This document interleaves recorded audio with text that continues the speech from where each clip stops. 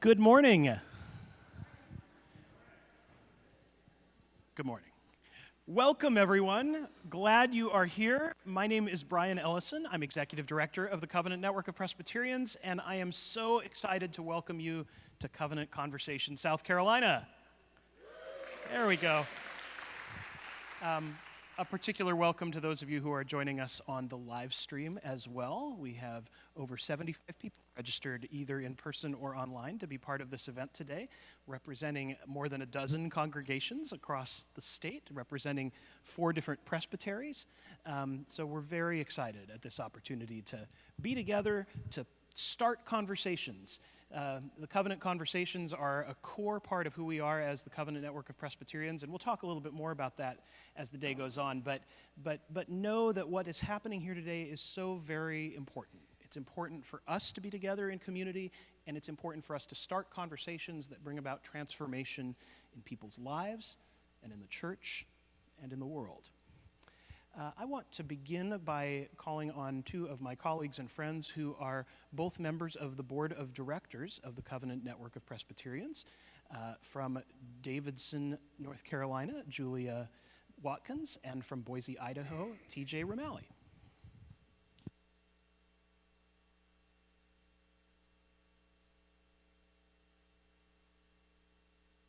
It's such a joy to welcome you this morning. Folks who have come from across the state to be a part of this important conversation today. As Brian said, my name is Julia Watkins, and it's great to be back in the state of South Carolina, where TJ and I both previously served, and so this feels like a home place, I think, in many ways to each of us. The Covenant Network has been a part of the work of making the church stronger by making it more inclusive for decades now. And as a queer woman who grew up in the Presbyterian Church and has been a beneficiary of the work of organizations like the Covenant Network, I am so grateful for the foundation that's been laid over the years and committed to the ongoing work of making the church more inclusive. And today is an important part of that conversation, meeting people wherever they be along this journey and helping us to come together as a part of a stronger tapestry. So thank you all again for coming from north and south and east and west to share in the learning and to share some of your own stories. We hope that today is a rich opportunity for each of you who have chosen to be here with us. There are 450 congregations that comprise the Covenant Network of Presbyterians all throughout the country. I am privileged to serve one of them in Boise, Idaho. I am a direct beneficiary in many ways, both as someone who gets to serve a congregation who is on that journey, as well as being someone who in a time of personal trauma and struggle in the life of the church and in my own life was the recipient of the support of Brian Ellison and the support of the Covenant Network of Presbyterians. The work matters now just as much as it ever has, if not more. And we are aware, 28 years into the work of the Covenant Network, that there is still important work to do. And so it is an honor and a privilege to be going from state to state with the opportunity to serve alongside local planning teams. One of the things that I love most about these Covenant Conversations is that they are led and organically from the grassroots of folks within the presbyteries, right here, in this case, right here in South Carolina, where we are meeting a need, starting the conversations, and walking alongside people on the journey. That work matters. And so I want to say a word of thank you to the presbyteries and congregations that have offered their support, their guidance, their planning, their financial support to help make this day happen. I want to say thank you to the 450 congregations throughout the country whose support allows these sorts of events to happen. And I want to thank all of you for taking time in this weekend to travel near and far to be here. There are many places we could be today. Part of me wanted to just be in bed and put the covers up over my head as if the world was not existing. And yet, we have chosen to be here. And for that, I give thanks to God. and I'm so glad to get to walk alongside all of you today. It is our privilege now to introduce another board member of the Covenant Network of Presbyterians who also serves as pastor and head of staff here at Shandon Presbyterian Church. Jenny McDevitt, thank you so much for hosting us today.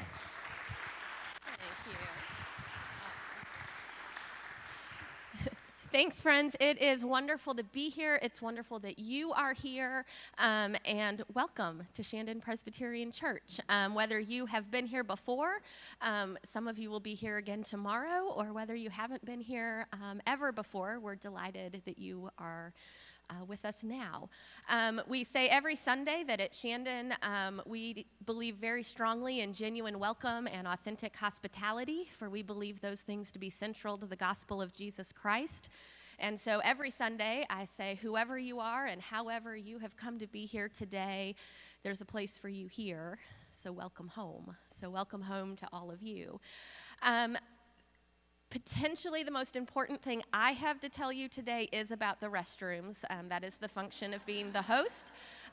But bodies matter. Bodies need restrooms. So we have individual all-gendered restrooms in Davis Hall, which is the room right underneath this where you registered. We have some of those same individual all-gender restrooms in the office area. So if you came in under the archway, there are some restrooms there.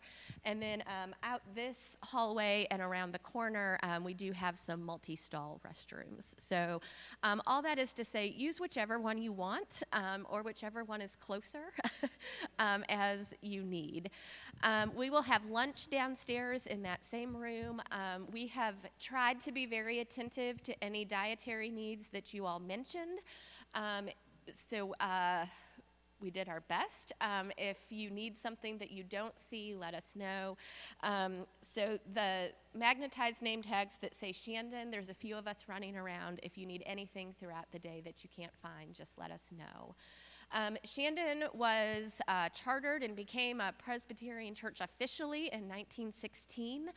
And since then really has been committed to justice. That has been part of this church's DNA all along. That has strengthened over the years. And recently we've really had a big influx of both enthusiasm and younger families joining for lots of reasons. I mean, all sorts of reasons. But one of those reasons that continues to be named explicitly is these are families with young kids, and they are saying, we don't know who our kids are going to grow up to be, but we want them to be in a church that no matter who they grow up to be, they can be welcome. So that's something that really is at the core of who we are and who we're striving to continue being and becoming. So it's good to partner with you in all of that.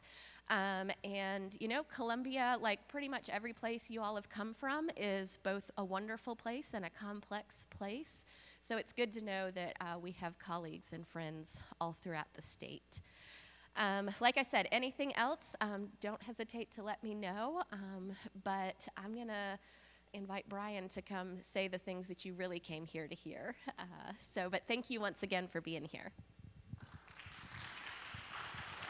To hear from them and get our thinking going about what that looks like and how it could look even different in our churches and in our lives. So I'm going to invite our three panelists to come forward, take their seats. I don't know if they've negotiated already who's sitting where. This could be the most difficult part of the whole day.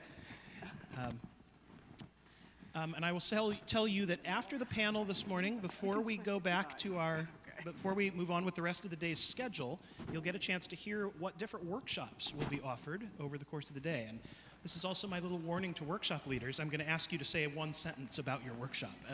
So think about your sentence. Welcome to Cynthia and to Ken and to Nick. Would you give them a hand for being willing to...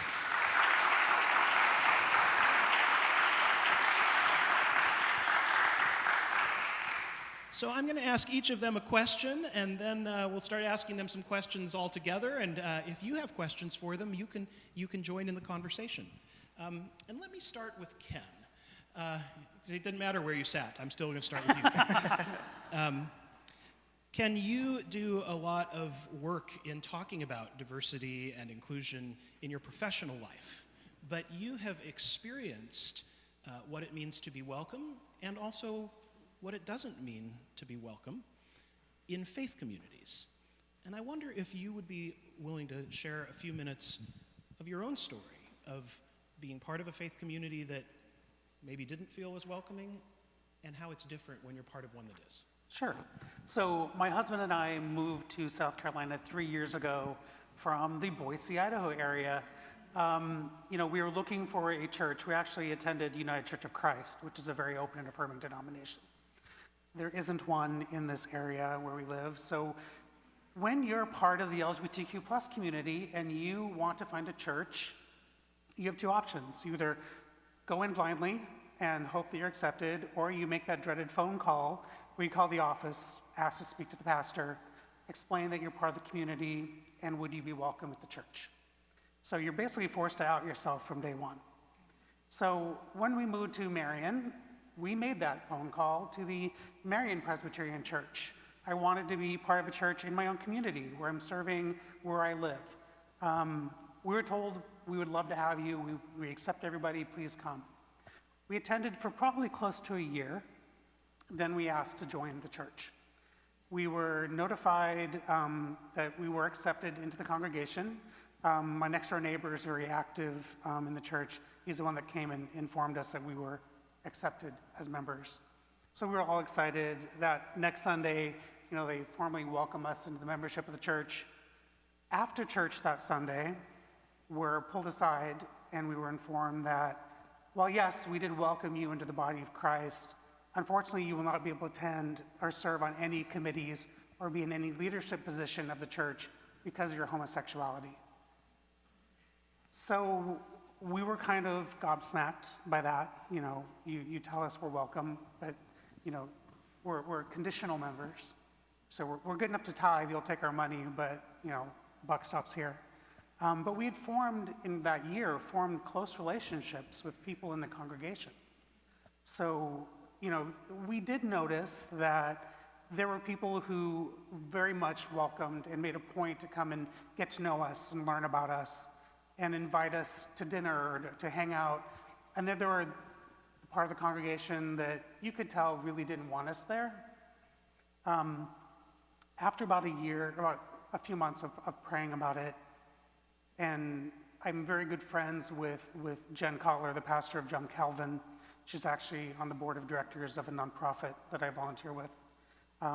We decided that we would try John Calvin and see what that experience was like in Florence. Even though it's 30 minutes away, the minute we stepped in the door, completely different vibe. They're an open congregation. They wanted to learn about us. They fully embraced us into the faith of the church, into the family. Night and day, we were immediately asked, what boards do you want to be on? What committees would you like to join? How can we use your talents? And it's just been a wonderful experience. So this is so important for churches to not only be open, but to be honest. It takes a lot for someone in the community to walk through the doors of your church. And a lot of them don't do it because of how they've been treated in the past. So, if you're going to be an open and affirming church, and if you're going to be a welcoming church to everybody, that has to be everybody, even if they don't look like the binary that you expect a male or female to look like. I think that's so important, especially for the trans community. You've experienced this journey of queer folks in the church, both as a church member growing up, and as a candidate for ministry, and then as an ordained minister. I wonder if you could talk about this sort of from both sides of the coin, but especially as a person now in ministry who's seen what Ken described as a member of a church, but then as a person who's now responsible for being the church that authentically welcomes people. What do people need to know that maybe they don't, whether they're allies or church members who are just starting to think about this conversation? What are some of the things that stand out to you as things we need to know as a church if we're going to be authentic in making space at the table? I think I grew up in a church that had not fully accepted queer people, denomination that had not fully accepted queer people, and came into my young adulthood and emerging queer identity in a time when the church was discerning what it would look like to welcome queer people fully in leadership and in participation of the church. And so even in spaces where I have experienced tremendous hospitality and love and welcome in the church, I think I carry with me a degree of suspicion and trepidation towards faith spaces. Even in congregations that claim to be welcoming, I still have that question with me. Is this really, do you really stand by this? Do you really mean what you say? And so I think for me, in the work of creating a more welcoming space in the church, it is important to show up, to act in ways that stand behind what you say. That it isn't just about saying we're welcoming, but it is about loving and caring for the real queer people that are in your community, in your congregation. I think a lot of churches are having this conversation and think about it as a future-facing conversation. How do we be welcoming so that when somebody who is queer enters the doors, they will feel safe? But the reality is that queer people are in churches, in our spaces, all the time. And so this is a present conversation for our denomination, for the churches that we are a part of. And so I think it's important that you really you stand behind what you say, that it's not just words, it's not just talking about it, but it is showing up in real ways. And I think for me, responding to and caring for the actual people that are in our congregations is how we do that. I grew up in a church, and when I was in high school, a child of the church came out as trans, began his gender transition. He was in kindergarten, and a lot of people in our congregation didn't have language or understanding around what that meant. And so our church invited members of the local queer LGBTQ+ center to come and speak to our congregation, to give us language that was humanizing and dignifying. And that was a place for me where the church stood by what it meant when it said that there was a place for everybody there. And it was responding to the real people in the congregation who were seeking welcome, who were perhaps wondering whether or not the church would be welcoming. So I think real welcome emerges from caring for the people. Thank you.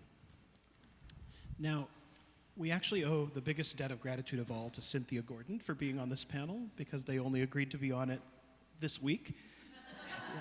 And you might have noticed, I should have mentioned earlier, that Maureen Coburn was to be on the panel and has had a health situation in her family that is keeping her away today, so we'll hold Maureen in our prayers. Keon Jackson was also advertised to be part of this panel, who works with the African American ministry in the Presbyterian Mission Agency, except that his position was eliminated from the church a couple of weeks ago, as many others have been. And so we want to hold in prayer Keon, as well as others who've lost their jobs in the past week in Louisville. Having said that, we are incredibly blessed to have Cynthia here. I think especially blessed, in fact. Cynthia works as Director of Training at the Queer Wellness Center in Greenville, and you can tell us a little more about that. And is also teaching a workshop a little later in the day that I think will be of great interest. And I actually want to ask you about that, Cynthia. You're going to be teaching us about ministry with LGBTQIA+ youth. Yeah. And I think this is a place where the church has it has really come to the front of our minds that this is where we have sometimes fallen down on the job. That we don't know what to do, and so the situation, as Nick said, we didn't have the vocabulary, the understanding. I wonder if you could talk about the difference it makes for faith communities, even as someone who works outside the faith community, to be thoughtful and competent at reaching out to queer youth. Well, I want to thank you for allowing me to be here. This was, I don't know, I found exciting when I got the email about it, but also, I don't know, after this week feels more important now than ever to be here and to be with you all, so I thank you for that. But I guess when we're doing education and giving information, I find it very important I guess I should add that I am a mental health clinician. So use a bit of that lens, in that, yes, when we're talking about faith and spirituality, we are talking about connection within community, but also it is a part of our well-being as human beings.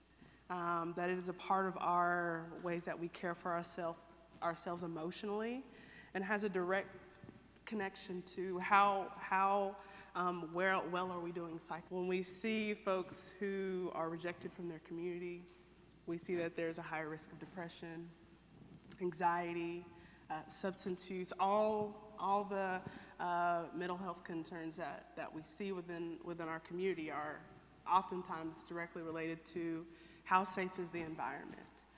So when we see churches or when we see religious faith spaces that are accepting of LGBTQ plus folks, that's a huge strength in our community. And it also gives a barometer of what is the well-being of our community.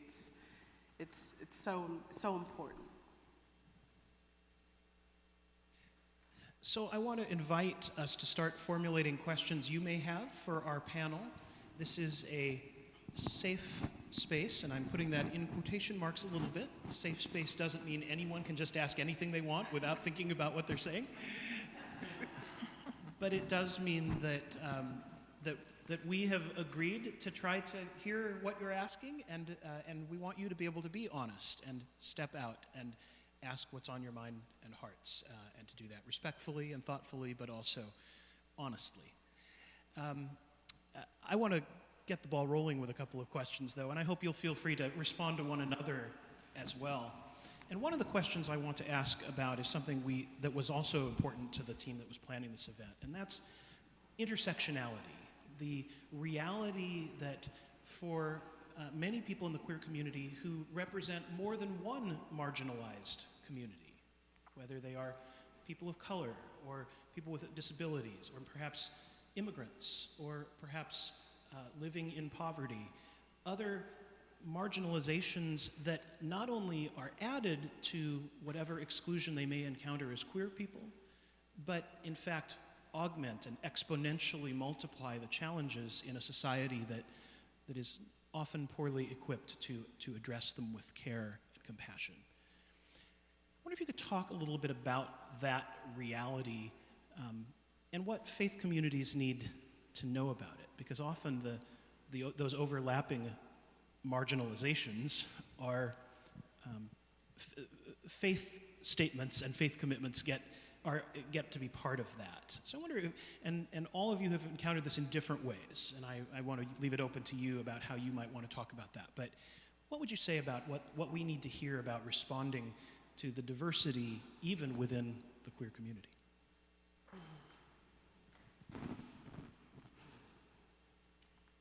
Okay, next question. No, yes, I'm sorry. Yes. I guess I can start.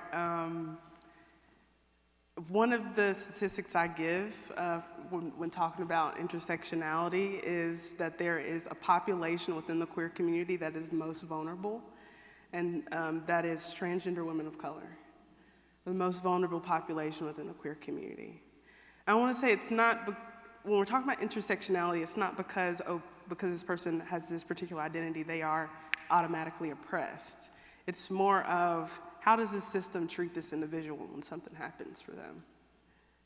that we see transgender women of color experience more violence, assault, and if something happens for them, nobody's looking. And I think we need, I don't know what we need here, I don't know, so many things, but I think mostly visibility. And I think we rely on our grassroots community organizations, especially the church, to have a voice in protecting those that are most vulnerable. Agreed. Yeah. I'd like to also add, trans women of color are also the demographic that's most ostracized within the LGBTQ community. That's one place where we as a community have a lot to step up. We have a lot to change, a lot to work on as a whole. The trans community in general tends to be the bastard child of the gay community, which is unfortunate, which is something why I'm so passionate about it. Also realize with intersectionality, it's not something you can always see. So, you know, if my hair wasn't blue, you may not know I'm part of the gay community. Oh, is that what that means? Okay. No, it doesn't, but you may not know. But, you know, I have a black son who we adopted. My husband and I, we have 3 Hispanic daughters. So, you know, how those communities are treated and how, you know, as a white male having to have a conversation with my son about, you know, if you're driving, you get pulled over, keep your hands on the steering wheel. Don't talk back to the police officer. Those are conversations as a white man I never would have had if my son was white, or probably wouldn't have had. Wouldn't have probably even needed to think about it. So that intersectionality can interweave in so many different ways. You may not see it, you may not know it. I think it all comes down to, you know, let your actions speak for you. You know, you can say you're accepting, you can say you're loving. I don't need to hear your words if I can see your actions tell that story. So just always think about how you're treating people, you know, treat everybody with love, everybody with acceptance.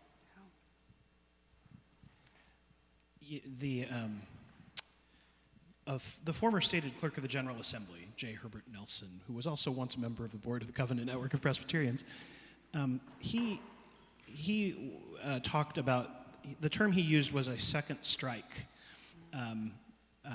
for the reality of intersectional challenges faced by queer folks, that they already were facing marginalization and exclusion from society, which was reflected in their churches. The old cliche about the most segregated hour in America is true, but also then found exclusion even within their faith community.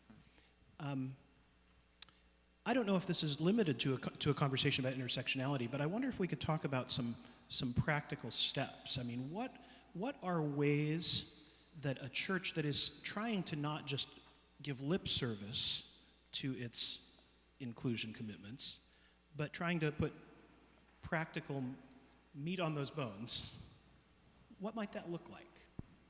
What help might you have to offer? Or at least how do they start the conversation about what they need to do? If you don't mind, I'll start. One, talk about using inclusive language. And that's something I'll talk about during my presentation as well. But don't make assumptions. So for example, if you're the preschool teacher for Sunday school and they bring in a child during service and you've never met the parents, don't ask them about their mom and dad. Don't assume they have a mom and dad. They could have 2 dads, they could have 2 moms. You know, don't ask someone about, well, what does your wife do? You know, make that language inclusive so someone doesn't have to feel afraid that if they tell you the truth, they may be ostracized, they may be rejected, or they feel they have to lie and say something that isn't true because they don't know how they're going to be treated or how you're going to react. So I think one thing is make sure people within the congregation, leadership, people that are welcoming at the door, understand the need of inclusive language in every part of every conversation. I think makes a huge step in making people feel safe and secure when they walk through that door.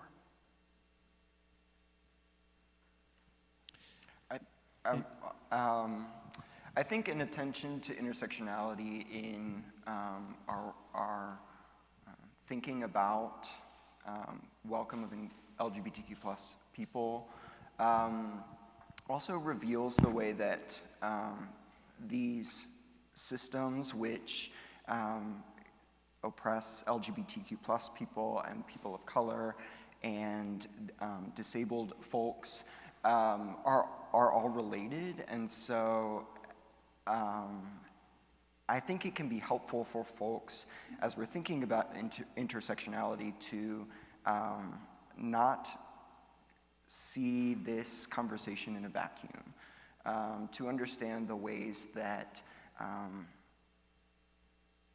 this conversation helps free us in other conversations that we're having in the church around white supremacy, around access and ability.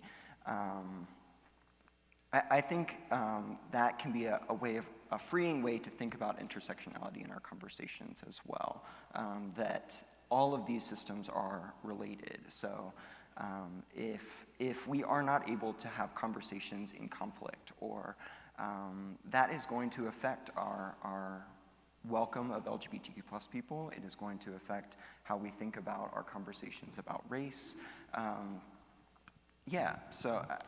But let me follow up, Nick, because Sure. you have worked in congregations, I know, that are not overtly, there's no pride flags flying out in front of them. Yeah. You're dealing with a lot of folks who maybe have some discomfort around the issue. Even if they want to do the right thing, they feel hesitation. Mm-hmm. What do you say to them? How do you say, here's how it's okay for you to proceed? Mm-hmm. I mean, you and I have talked a little bit about what it looks like to be vulnerable. Sure. For me, I think I do my best to model that vulnerability, to enter into spaces and Intersectionality. And the truth is that every single one of us has intersectionality. Yes, absolutely, yeah. So the question is, can we define intersectionality? Yes, intersectionality is a term developed by Dr. Kimberly Crenshaw. And it's this experience where our identities with our race, ethnicity, socioeconomic status, political identity, it can go all the way down to our ability status, our education status. I mean, all the things that makes us a human being is very unique and specific to each and every one of us. It also guides our access to oppression or privilege as well. And the thing that I think happens oftentimes with intersectionality, although it's a really great and beautiful thing, is that we don't necessarily step outside of that it creates this prism or perspective of this is how the world is. Either the world is a wonderful and great thing, or even the world is very dangerous. And I think we have to challenge ourselves to step outside of the people that look like us and have a similar experience, and be able to feel unsafe and uncomfortable for a brief moment to get to know what someone else's experience is like.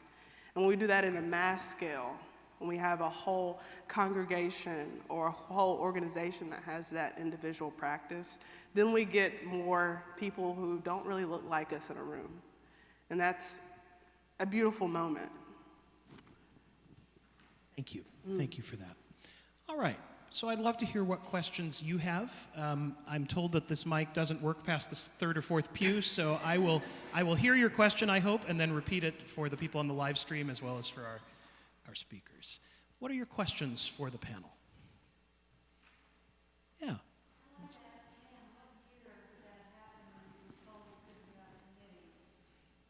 Melissa's asking how long ago it was that you were told you can be a member of the church but not on the committees. Last year.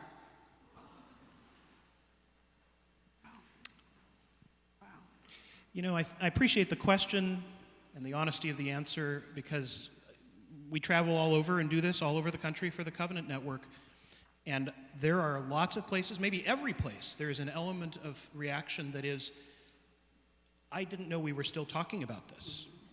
Didn't the Presbyterian Church vote to ordain LGBTQ people in 2011? It did.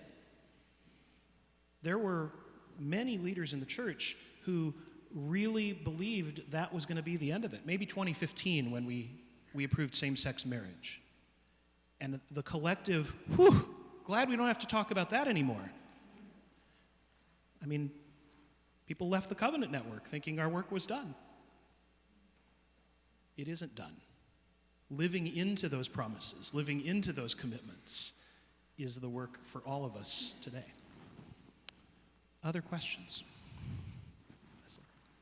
Curious how you navigate or find the line between being in spaces with people who disagree with you and wanting to be in a relationship versus realizing it's not worth it, or it's not worth it, not worth it, but It's too hard. it's too hard. Leslie's asking, how do you navigate the line or find your place on which side of the line between being with people who you disagree with, who disagree with you and who don't support you because they need to learn and grow, or just realizing it's too hard. We need to be in safe spaces that don't harm us and wound us. I've really given different words to your question. But thank you, Leslie. How do you answer that, friends? So one, is it uncomfortable or is it unhealthy or dangerous? I think danger is where you draw the line. If I feel this is going to physically do me harm by being in this relationship, that's where I sever that tie. It's hard, and I look at it this way as I'm made in the image of God. That person's also made in the image of God. We're at different places. I still have to respect that person as a child of God. Whether I agree with them or not, I have to give them that same respect that I would anyone else. I work in a global tech company, and I have to deal with people from all over the world. I work remotely, but I'll be in Zoom meetings and info sessions, and I have to deal with people who are, major right-wing conservative assholes. Sorry. When's the last time that was said in the chancel of Shandon Presbyterian Church? Okay. But I work with them. I don't have the option of not, unless I quit my job, I don't have that option. So you find a way. You find a way to, when there's a conversation being started that you don't think you want to be part of, you just say, listen, that's not appropriate for this time. I don't want to be part of that conversation. And you set those barriers. You make, it's okay to say, you know what, I respect you as a human. I'm not going to engage in that conversation with you, and I'm going to back myself away from it. And I think that's what you have to do. I think the minute you cut ties, you've maybe stopped their journey, and maybe your relationship with them is what's going to help them change and help them learn. Because if they're not surrounded by people who are different than them, they'll never change. They'll never see the other side. But by being that shining light or that candle, whatever you want to call it, that option that's different than their core, they're at least seeing another side and they're seeing another view. And I think that's equally as important for them as it is for you. Anyone else? Can I say, go ahead. all of us up here are queer identifying, and some of us choose to do this professionally and stand on that other side of that line of discomfort. But I don't think we should assume in the church that all queer people want to be in that position and shouldn't have to be the poster child for a movement or an identity. And that's where those of you who are not queer identifying have a really important role to play, to be educated and understanding and able to speak and absorb some of that discomfort so that queer folks don't have to all the time. Question, yeah.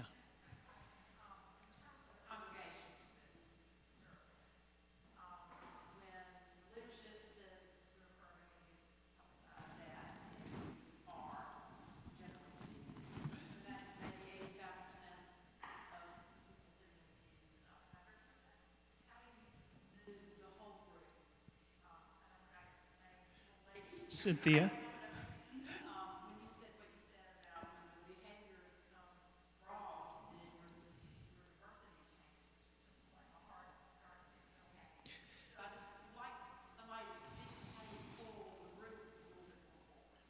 Yeah. So the question was, a lot of folks are in congregations where there's been a leadership statement. The church has decided as a whole to be inclusive and supportive, but that might be, you said 85% of the church.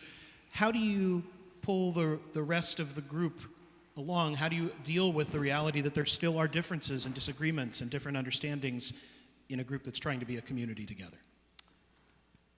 I don't know exactly. I'm not skilled in knowing the processes of churches and how, so I'll say that. But I think we should normalize and expect that there's going to be some people that are not going to get on board, that it's not going to happen for them, or that we might have to wait a little bit longer for them to get on board and provide space for that.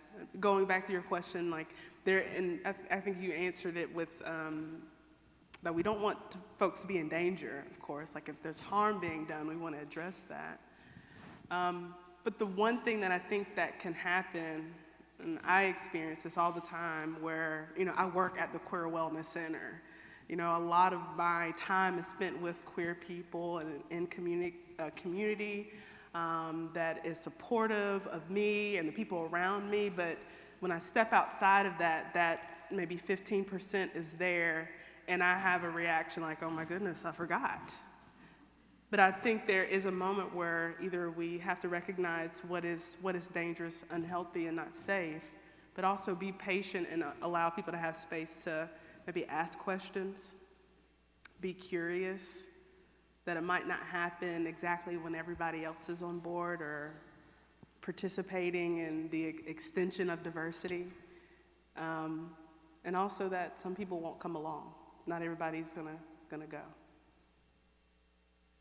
When you talk about diversity, there's called the 60-20-20 rule, where you have 20% of the population that's 100% on board. You don't have to sell it to them. They understand it in their core. You have 60% of the population in various degrees of acceptance towards diversity. Either they kind of go along with it, or maybe they don't, but they're open to hearing it. And those are the people we can drive real change. Then you have 20% of the population you'll never touch. Nothing will ever change your mind. So you learn, especially in the diversity field, you don't focus on that 20, because no matter what you do, you will never change their perception of what their world is like. You focus on that 60. You focus on bringing them along, encouraging them to grow and develop. And hopefully, maybe with time and having conversations, you can maybe nudge that last 20 a little bit closer, but just realize there are people you will meet, nothing you say, no matter how much you demonstrate love, acceptance, peace, nothing's going to change their mind. And you can't focus all your energy on that because it's too exhausting. The other thing that I would say to add to that is that I think when we do this work in the church, in my experience, even with the work with the 60%, that work, when it's in the form of arguments, is almost never successful. I sometimes say, I'm a professional gay now, and I'm really good at the arguments. I know all of the Bible verses. I can tell you what you're interpreting wrong in the Hebrew and why that's not what that means. And I've never once convinced anyone to be affirming by doing that, all of these years. But I have seen people change their minds and open their hearts because they're in relationship with me, with their pastor, with their grandchild, and it changes them. And then they may need to come back and know what that Hebrew means in Leviticus, but it's the engaging people in community that brings transformation. Maybe that's also the key to the other 20%, but I think it is true. People will walk away. People will not come along. And sometimes we have to say, Jesus allowed some people to walk away too. And that's hard to say. I wouldn't say it to their face. But to our own face, we sometimes need to say that. One last question.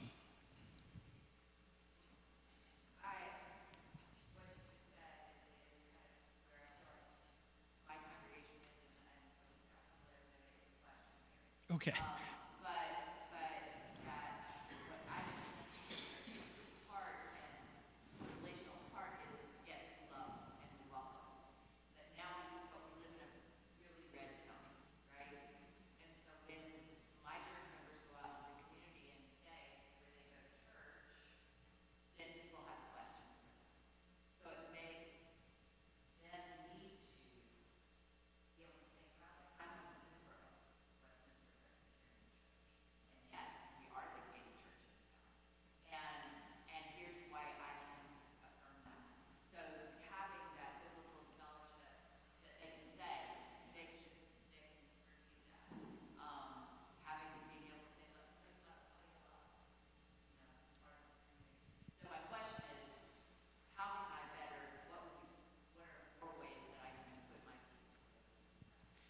So that I'm not going to do justice to that beautiful statement. I hope a lot of you could hear it already, that your congregation in your community is known as the affirming space, and proudly so.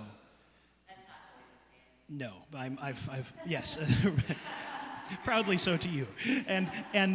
But what that means is that when your folks are out in the community and people associate them with your church, they're going to get asked those questions, and they want to be able to answer them. How would you help people be better equipped to answer those questions about, but the Bible says, or, but isn't that a sin?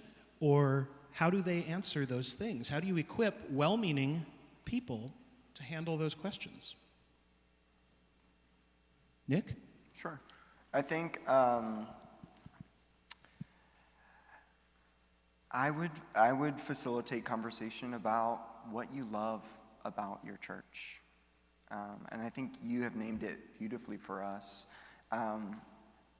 If I tell somebody on the street I go to X church and they tell me, what about Leviticus?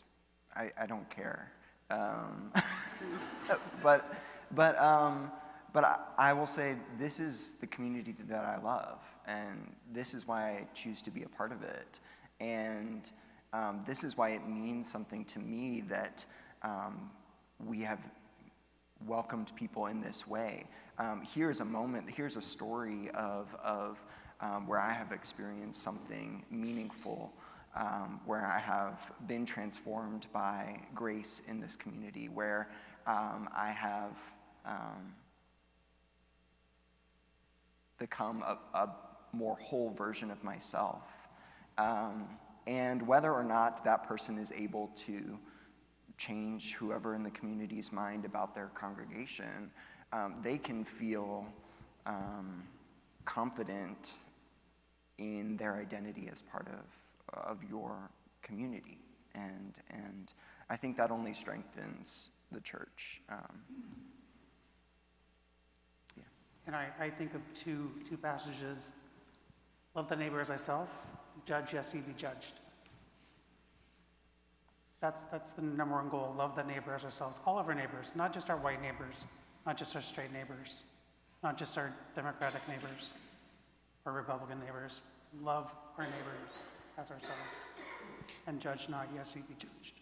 I think that answers it right there. I'd like to see a lot fewer classes on the 6 clobber passages that are used against queer folks, and a lot more classes on the passages about love, the passages about hospitality and kindness that preach a gospel message I think we all would recognize, and even those who we're disagreeing with would celebrate those, but have not been challenged to put them into this context. I would love to continue this conversation indefinitely, but the good news is this doesn't have to be the end of this conversation, because all of us will be around today, and maybe even around beyond this day. Everything we do today is the start of a conversation. It is the start of a journey, or the next step of a journey, hopefully not the end for any of us. Can we have a little round of applause and appreciation for our panel?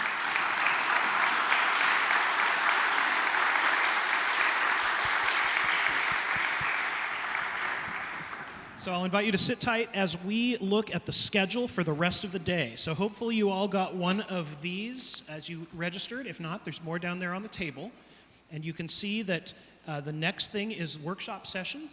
We're having 2 different workshop sessions, and all of the workshops are listed in this flyer. They also have room numbers by them, and Jenny has moved into a strategic position to help explain where the rooms are. But first, I'm going to have the leaders of each of these workshops give one sentence descriptions of their workshops. So, and you'll have to come up here because that's where the microphone is. So we'll start with Amy, who is teaching in the first session, The Bible's Witness to Welcome of LGBTQIA+ people. This will be a deep dive into what the scripture stories are regarding marriage, family, gender, identity, and the fact that there is a lot of good news in there for our siblings who are LGBTQIA+. answer to your question. Thank you, Amy. Next, Ken, behind me, is teaching LGBTQIA plus 101, Understanding the Fundamentals of Allyship. So we're going to go into a deep dive in understanding the terminologies of the LGBTQ community and also understand what it means and what does not mean to be an ally. So if those letters started to be confusing, if it would be helpful to have a refresher course, but also to have a deep dive into what it means to be an ally, check it out. Queer Intersections with Matthew 25, taught by T.J. Romali. We have talked a lot already just in this first hour about intersectionality, and we will continue that conversation using the lens of Matthew 25 and the Matthew 25 initiative of the Presbyterian Church USA. This is great because TJ starts by reciting the entire chapter of Matthew 25. You don't want to miss that. Also in this first session, LGBTQIA plus on campus, taught by Davidson College chaplain Julia Watkins. We will explore the landscape of spiritual and LGBTQIA plus identity on college campuses, hoping that you will bring your own questions and context to this conversation. We have some college towns well represented here this morning. That's the first session. If you're plotting which one you want to go to, now would be a good time to look at the room numbers of those, and Jenny will give you these, and then we'll do the session 2 workshops. Where are things? So you're thinking to yourself, I know how to count. I can figure out where the rooms are. That will not help you here. I'm so sorry. I have no explanation other than that we are very creative here. So you are in the sanctuary, in case you needed that reminder. So Amy's class will be in the sanctuary. Ken's class is in room 209, and I'm going to go wander around and redirect folks. But you're going to go out that door and turn left. When you run out of hallway, you're going to turn right. That's the best I can do. I'm so sorry. If you are looking for TJ to recite the entirety of the Gospel of Matthew to you, I've just upped it. You're going to go out that hallway, turn left, and then turn left. It's all going to be fine. We really just should have gone with there will be people there to assist you. And then room 224, you're going on a journey in a different direction. You're going to go out this hallway and turn right, and then left, and then right. Just look for me. We'll get you there. I'm sorry. Our building is fun. And then real quick, just because I have the microphone, about lunch. I bring you greetings and bathrooms and lunch. So when you do get downstairs for lunch, we will have it set up. There's a few different options for sandwiches. You can read them right on the boxes. If you let us know that you have a dietary request or restriction, we have those set aside in the kitchen. We do have extras of those, so if you forgot to tell us, but don't panic and think there is nothing for you if you don't see them right away. I think that's it. I'm sorry for the confusion that will ensue as we let you loose in this place. It'll be wonderful. Okay, Jenny's moving to the information booth. In session 2, we have 3, not 4, 3 workshops to choose from. Here in the sanctuary is TJ and Jackie Putnam teaching about practical steps for expanding our welcome. Here's that one. So some workshops address the question of why, and others address the question of what, and this one attempts to answer some of the questions behind how. So those actions, this one sentence thing is really hard. It might become 2. I'm so sorry, but if you just say it really fast, comma. So some of those practical steps, those action tools, the what do we do with what we have learned, that's what we'll be attempting to do. Perfect. That was just like the Apostle Paul's sentences at times. Cynthia is leading a workshop on supporting youth and young adults who are LGBTQIA+. Yes, we are going to be talking about things that we need to consider in our community, especially when we think about the development of young people and how we can support them. Wonderful. And that's in room 209, which is out the door, left, and then right. And I am leading a workshop in the second session on the Presbyterian Church USA and LGBTQIA plus people. Hey, Shandon folks, if you came to listen to me Thursday night here at the church, you don't need to come to that workshop. But for everyone else who wants to talk about the Presbyterian Church and our journey on these issues as a denomination, including some votes that are being taken in presbyteries in the next few months, come talk with me in room 202, which is out that way and over there somewhere. Okay, finally, last thing, and then we'll get going. We're going to come back here after that second workshop for a very brief closing time together, talking about wrapping up the day, followed by a wonderful service of worship that is planned for us, and the Reverend Lee Stuckey, who is preaching and is ready to go. You don't have to give us a one-sentence preview of your sermon. they actually have to come hear it. But we are excited to close the day with worship, because that really is the place where we find our identity and our community and our way forward together. Thank you again to our panel. Thank you all for being here.